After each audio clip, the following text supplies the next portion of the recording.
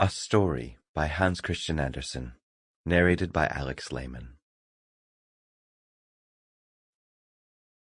All the apple trees in the garden were blooming.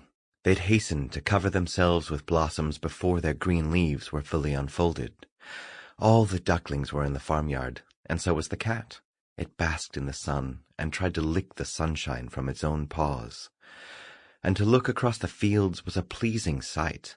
There stood the corn, so beautifully green, while all the small birds chirped and twittered as happily as if they were having a great holiday. And indeed, people could rightly think of this as a holiday, for it was Sunday.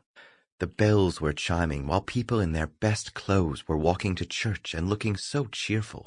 It was such a bright, warm day that one might well say, "How good God is to grant us so many blessings." But inside the church, the preacher in the pulpit spoke in a loud and angry tone. He said that all humans were wicked, and that God would certainly punish them by sending them to the eternal torments of hell when they died. He said that they would never find peace or rest in hell, for their consciences would never die, nor would the fires ever be extinguished. This was terrible to hear, but he still went on as if the subject he was explaining were really true. He described hell to them as a stagnant cave where all the impure and sinful of the world would be.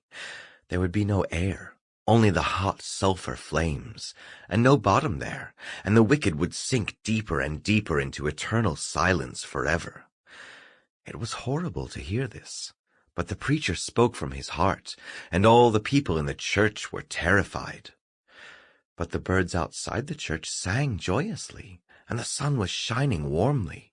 It was as if each little bird were saying, "Nothing is so great as the..." Sample complete. Ready to continue?